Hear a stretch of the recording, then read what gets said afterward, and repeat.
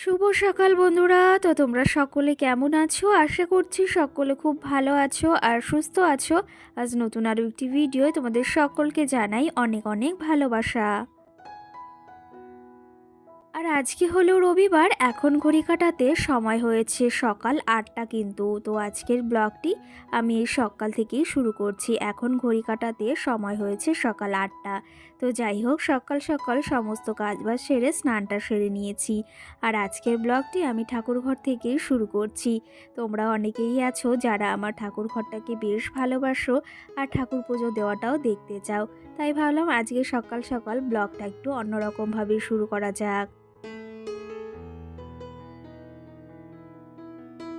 রোজ সকালে ঘুম থেকে উঠে এই কাজটা আমাকে কিন্তু করতেই হয়, আর এটা কিন্তু প্রত্যেকটা গৃহবধূই করে থাকে। সে সকালে হোক বা সারাদিনে একবার হোক করেই থাকে কিন্তু। যাই হোক, এই কাজটা আমি সকালবেলাই করি, স্নান করে তারপর পরই ঠাকুর পুজোটা সেরে নিই। তো যাই হোক, এখন চলো ঠাকুর পুজোটা সেরে নিই চটপট করে। তারপরে আবার অনেক কাজ বাকি রয়েছে। আজকে আবার একটু প্ল্যান রয়েছে, বাড়িতে একটু পিঠে পুলি করব।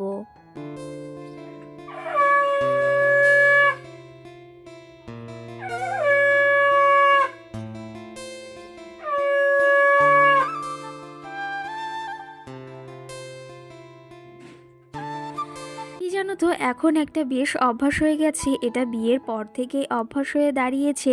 সকালে ঘুম থেকে উঠে সমস্ত বাসি কাজ সেরে আগে স্নানটা সেরে নিই, তারপরে ঠাকুর পুজোটা দিই। আর তারপরে বাদবাকি কাজ তো রয়েছেই। সংসারের সারাটা দিনের কাজকর্ম কিন্তু একদমই শেষ হয় না। ওই যে যদি আমি কাজ করি সারাটা দিনই কাজ করতে হবে, আবার যদি আমি কাজ না করি না, সারাটা দিন বসেও কাটানো যাবে।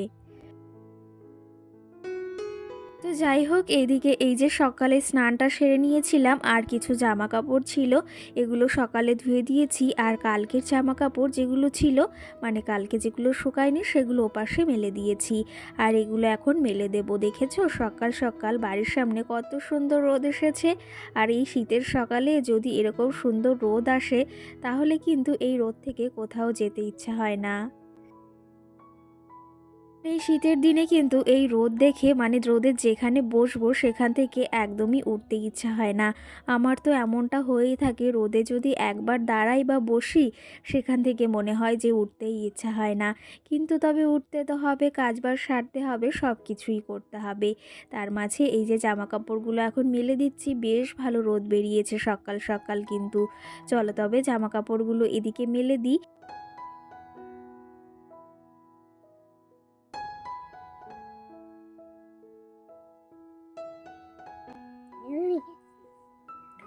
ওমা, মা, তুমি কি খাচ্ছ?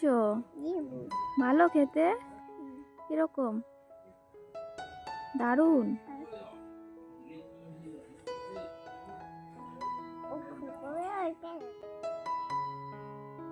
আর এদিকে কিন্তু আমার মামাও সোনা দেখেছো ঘুম থেকে উঠে গেছে, ওর পাপাও কিন্তু ঘুম থেকে উঠে গেছে।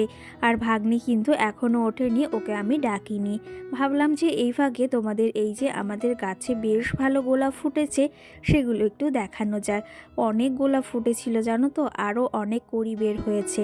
সেগুলো তো তোমাদের আগে আস্তে আস্তে দেখিয়েছি। আর এখন তবে এই গাছে এই যে দুটো ফুল ফুটেছে, আরও কড়ি কিন্তু হয়ে রয়েছে। দেখতে কিন্তু বেশ সুন্দর লাগছে। ফুল জিনিসটা আমরা কম বেশি সকলেই ভীষণ ভীষণ পরিমাণে ভালোবাসি, তেমনটা কিন্তু আমি প্রচুর ভালোবাসি ফুলকে। এই যে শীতের সময় ফুল গাছ একটু না লাগালে আমার একদম ভালো লাগে না। এই চেরি ফুল গাছটা সেই 3 বছর হয়ে গেছে, এখানে এখনও রয়েছে। আর এই শীতের সময় এলে কিন্তু এই গাছটাতে প্রচুর পরিমাণে ফুল দেয়। আর সেটা ভাবলাম তোমাদের দেখাই, তোমাদের একটু একটু করে দেখাই। আজকে এই যে পুরোটা দেখিয়ে দিলাম।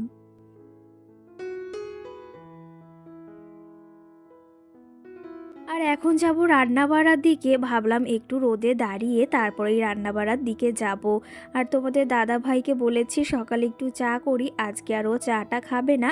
ভাবলাম যে একটু বাদেই চাটা বসাবো, তাহলে একটু বাদেই খাওয়া দাওয়া করে একদম রান্না বাড়া করব। আর সকালের এই মিষ্টি রোদে কারই না দাঁড়াতে বেশ ভালো লাগে বলো? আমার তো ভীষণ ভীষণ ভালো লাগে এই রোদে দাঁড়িয়ে থাকতে। আর সকালটা বিশেষ করে ভীষণ ভালো লাগে।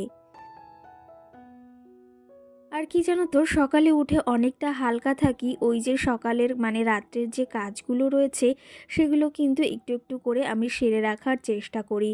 কারণ যেহেতু আমার ছোট বাচ্চা রয়েছে, আমাকে তো সমস্ত কাজগুলো একাই সারতে হবে বলো। সেই জন্য কিন্তু অনেক কাজ আমি গুছিয়ে রাখি। যেমনটা ধরো, ওই যে আমি যেখানে রান্না করি এখন তো ওই যে ইন্ডাকশানে রান্না করা হয় রাত্রে কটা সিদ্ধ ভাত আর মামামের খাবারটা। সেহেতু ওখানে প্রচুর পরিমাণে বেশ নোংরাই হয় রান্নাঘরটা, সেটা কিন্তু আমি একদম ক্লিন করে রাখি। আর সকালে হালকা হাতে একটু মুছে নিলেই আমার অনেকটা কাজ কিন্তু কমে যায়। আর কি জানো তো, বিশেষ করে এই শীতের দিনটা খুবই ছোট আর তার পাশাপাশি এখন একটু বড় হয়েছে। আর কি জানো তো, সকালে উঠতে একটু মানে কষ্টই হয়, যাকে বলে আলসি লাগে। সেই ক্ষেত্রে রাত্রে যদি আমরা একটু কাজ সেরে রাখি, সকালে আমাদের অনেকটা খাটনি কম হয় আর নিজেদের ওপর প্রেশারটাও অনেকটা কম পড়ে। সেই ক্ষেত্রে আরও কাজগুলো আমি সেরে রাখার চেষ্টা করি, যেমন মাম্মামের জামা কাপড়গুলো আমি কিন্তু যেগুলো শুকিয়ে যায় মানে দুপুরবেলা, সেগুলো কিন্তু আমি সন্ধ্যাবেলায় ভাঁজ করে নিই। কারণ হচ্ছে এই কাজগুলো করতে কিন্তু আমাদের বেশ খানিকটা সময় চলে যায় আর সেগুলো কিন্তু আমাদের অনেকটাই টাইম লাগে। তো সেই জন্য ভাবি যে রাত্রে বা সন্ধ্যার সময় এই কাজগুলো যদি আমরা করে রাখি না, তাহলে কিন্তু সকালে অনেকটা ফ্রি থাকা যায়। আর অনেকটা ঘর আমি কিন্তু সন্ধ্যাবেলা বা রাত্রে গুছিয়ে রাখার চেষ্টা করি। আর এতে কি হয় জানো তো, আমাদের ঘরবাড়িটা অনেকটা পরিপাটি সুন্দরভাবে গোছানো থাকে। সকালে ওই যে হালকা হাতে একটু গুছিয়ে নিলেই কিন্তু ঘরটা একদম পরিপাটি চকচকে হয়ে যায়। তো যাই হোক, আমাকে একটা দিদিভাই বা বোনও কমেন্ট করেছে, তোমার এই ঘরের পর্দাটা একটু নোংরা হয়েছে, এটা পরিষ্কার করলে আরও সুন্দর লাগবে। সেই ক্ষেত্রে আমি তো তোমাদের বলেছি যে আমার মামুমের সামনেই বার্থডে আসে, একবারে সমস্ত কিছু কাচা ধোয়া করব, সেই জন্যই একটু নোংরা হয়েছে। তবে তো আশা করি খুব তাড়াতাড়ি এগুলো ঠিক করে দেব। আর টেডিটাও তোমরা অনেকেই বলেছো, অনেক বলতে একটা দিদিভাই বা বোন কমেন্ট করেছে যে টেডিটাও বেশ নোংরা হয়েছে, ওটা পরিষ্কার করলে বেশ ভালো লাগবে। সেই ক্ষেত্রে বেশ ভালো লাগলো যে তোমরা আমার সব বিষয়েই খেয়াল রাখো আর এই কথাগুলো আমাকে বলেছো, এর জন্য বিশেষ করে খুবই খুশি হয়েছি। আর এই দেখো, তোমাদের সঙ্গে কতই গল্প করে ফেললাম। নিচে বিছনা পাতা ছিল, সেটা আমি উঠিয়ে নিয়েছি। কারণ ওই যে ভাগ্নি এসেছে, ও আজকে চলে যাবে। তো সেই ক্ষেত্রে আমি আর আমার ভাগ্নি মাম্মাম ওপরে ঘুমিয়েছিলাম, তোমাদের দাদাভাইকে নিচে বিছনা করে দিয়েছিলাম, সেখানেই ও ঘুমিয়েছিল। এদিকে কিন্তু প্রথমেই আমি সকাল সকাল ঠাকুর পুজো দিয়ে জামা কাপড়গুলো মেলে দিয়ে একটু রোদ্রে দাঁড়িয়ে থেকে আসলাম। আর এদিকে ভাগ্নিও ঘুম থেকে উঠে গেছে, ওকে একটু দোকানে পাঠিয়েছিলাম একটু চিনি আনতে আর তার পাশাপাশি একটু ময়দা আনতে। আর এই যে কালকের এই বিছনার চাদরগুলো না আমার একদমই ভাঁজ করতে মনে নেই, মানে খেয়াল নেই যাকে বলা হয়। তো সেগুলো এখন আমি সুন্দর করে ভাঁজ করে নিচ্ছি। এগুলো আর কালকে আমার অতটা খেয়াল ছিল না, তারপরে আবার মেলায় গিয়েছিলাম, সময় হয়নি জন্য এই কাজগুলো আমার সারা হয়নি। তার জন্য এখন সকাল সকাল এই কাজগুলো আমি সেরে নিচ্ছি, না হলে অনেকটা দেরি হয়ে যাবে আবার। এগুলো যদি আমি এখন গুছিয়ে রাখি তাহলে সময়টা কিন্তু আমার পরে কম লাগবে। আর কালকে যেহেতু মেলাতে গিয়েছিলাম, সেই ক্ষেত্রে এই কাজগুলো সারা হয়নি। এখন কিন্তু আমার বেশি টাইম চলে যাচ্ছে এই কাজগুলো করতে। এই কাজগুলো যদি আমি সন্ধ্যাবেলা সেরে রাখতাম তাহলে এই এক্সট্রা টাইমটা আমার লাগতো না। এইদিকে আমি জামা কাপড়গুলো সুন্দর করে ভাঁজ করে নিয়েছি, এখন সমস্তটা জায়গা মতো গুছিয়ে নিলাম। এদিকে পাশের বাড়ির একটা ননদ মাছ রাখতে এসেছিল, কালকে ফ্রিজে রেখে গিয়েছিল, সেটা আবার নিতে এসেছে। তা বলছে, বৌদি তুমি দাও। তা আমি বললাম তুমিই নিয়ে যাও। তো ও নিতে এসেছে ফ্রিজ থেকে মাছটা। আর আমাদেরও এখনও ফ্রিজে মাছ রয়েছে, তবে আজকে মাছ করব না। আজকে ভেবেছি একটু মুগ ডাল করব, সঙ্গে একটু ভাজা করব পাঁচমাশালি, আর সঙ্গে আলু সিদ্ধ দেব। আর তার পাশাপাশি ওই যে এখন যেহেতু শীতকাল, সেহেতু পিঠে পুলি না খেলে কেমন করে হয় বলো। তার জন্য ভাবলাম পৌষ মাস তো এই যে চলেই যাচ্ছে, তাহলে কবেই বা পিঠে খাবো বলো। তো সেই ক্ষেত্রে ভাবলাম আজকে ভাগ্নি এসেছে, তাহলে পিঠে পুলি একটু করাই যাক। আজকে ভেবেছি একটু পুলি পিঠে করব। আর তোমাদের দাদাভাই কাজে চলে গেছে, এখন আমরা দুজন একটু চাটা খেয়ে নেব। চলো তবে এইদিকে এখন নারকেলটা আমি কুড়িয়ে নিচ্ছি। দুটো নারকেল আগের দিন তোমাদের দাদাভাই ছুলে দিয়েছিল, আর ওপরের এই ছালগুলো মানে এই ছোবড়াগুলো ছাড়াইনি, সেগুলো এখন ছাড়িয়ে নিচ্ছি। আর এদিকেই কাজগুলো করতে করতে আর নারকেলটা ভাঙতে ভাঙতে তোমাদের কিছু চলো কমেন্টে রিপ্লাই দেওয়া যাক। কালকের ভিডিওতে সোহানা নামে বোন আমাকে কমেন্ট করেছে, খুব সুন্দর লাগলো দিদিভাই, তোমার গায়ের জ্যাকেটটা পরে ভীষণ ভালো লাগে তোমাকে। আর ওটার দাম কত নিয়েছে? ওটার দাম হয়তো 300 থেকে 350 মতো নিয়েছিল।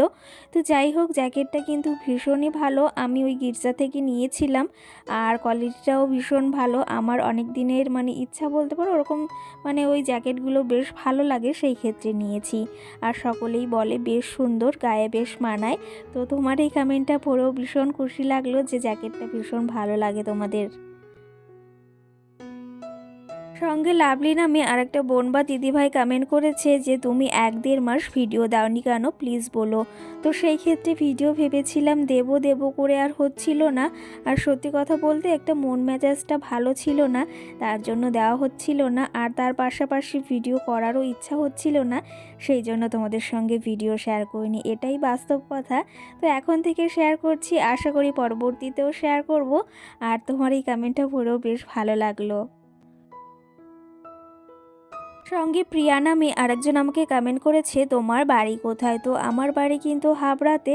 তোমার বাড়িটা কোথায় অবশ্যই জানিও। আর যারা যারা আমার বাড়ি কোথায় জানো না তাদেরকেও বলতে চাই, আমার বাড়িতে কিন্তু হাবড়াতেই। সঙ্গে ডালি ফ্যামিলি নামে আমাকে একটা বনু বা দিদিভাই কমেন্ট করেছে, তোমার কি মনিটাইজেশন অন হয়েছে? তো হ্যাঁ গো, আমার মনিটাইজেশন অন অনেক দিন আগেই হয়েছে। আর আমার চ্যানেলে কিন্তু ওই যে যাকে বলা হয় যে পিনটা পাঠায় গুগল পিন, সেটাও আমি পেয়ে গেছি। আর এখন ডলারটা জমা হচ্ছে, পেমেন্ট পেলে তোমাদের সঙ্গেও অবশ্যই শেয়ার করার ইচ্ছা আছে বলতে অবশ্যই তো তোমাদের সঙ্গে শেয়ার করবই। এতটা খুশির খবর কি করেই বা চেপে রাখি বলো। তোমাদের সঙ্গে গল্প করতে করতে এদিকে আমার পিঠে বানানো কমপ্লিট, কুলি পিঠে বানিয়েছি, কেমন হয়েছে অবশ্যই জানিও। আজকে আর হাতে ডিজাইন করিনি, এদিকে ছাঁচগুলো হয় না সেগুলোই ডিজাইন করেছি। আমার সঙ্গে আমার ভাগ্নি হেল্প করে দিয়েছে। আর একটা নারকেলেরই পিঠে বানিয়েছি, আর একটা রয়েছে, তবে সেটা পরে বানাবো। চলো তবে এগুলো এখন ওই যে ভাপা দেওয়া যাক, সিদ্ধ করতে হবে। তার আগে তোমাদের একটু দেখিয়ে দিই কেমন লাগছে দেখতে, অবশ্যই কিন্তু কমেন্ট করে তোমরা জানিও যে পিঠেগুলো কেমন হয়েছে। চলো তবে পিঠেগুলো এখন ভাপা দিই। এদিকে কিন্তু আমার যেহেতু গ্যাসটা বাড়তি হয়ে গেছে, আমি কিন্তু উনুনেই পিঠেগুলো ভাপা দিচ্ছি। আর রান্নাবাড়া ওইদিকে কমপ্লিট হয়ে গেছে। যাই হোক, নেহা নামে আমার বোনু আমাকে কমেন্ট করেছে, দিদি ভাই তোমার ফেসবুক আইডিটা কী নামে আছে একটু বলো। আমার ফেসবুক আইডিটা কিন্তু শুক্লা বিশ্বাস নামেই রয়েছে, আমি তোমাদের সঙ্গে লিংক শেয়ার করার চেষ্টা করব। আজকের ভিডিওতে আরেকটা কমেন্টের রিপ্লাই দেব, তার আগে দেখো পিঠেগুলো ভাপা করে নিয়েছি কিছুটা, এখনও কিছুটা বাকি রয়েছে। টুম্পা দাস নামে বোনু আমাকে বা দিদিভাই কমেন্ট করেছে, তোমার হাসিটা আমার খুব ভালো লাগে, সেই ক্ষেত্রে অসংখ্য ধন্যবাদ। আর এই কথাটা অনেকেই বলে ভীষণ ভালো লাগে যে আমার হাসিটা কারোর না কারো পছন্দ হয়। চলো তবে আজকের ব্লগটিও বেশি বড় করব না, এখানেই শেষ করব। আর পিঠে এই যে আস্তে আস্তে সব তৈরি করে নিচ্ছি। কেমন লাগলো আজকের ব্লগটি অবশ্যই জানিও। সকলকে টাটা, ভালো থেকো, সুস্থ থেকো।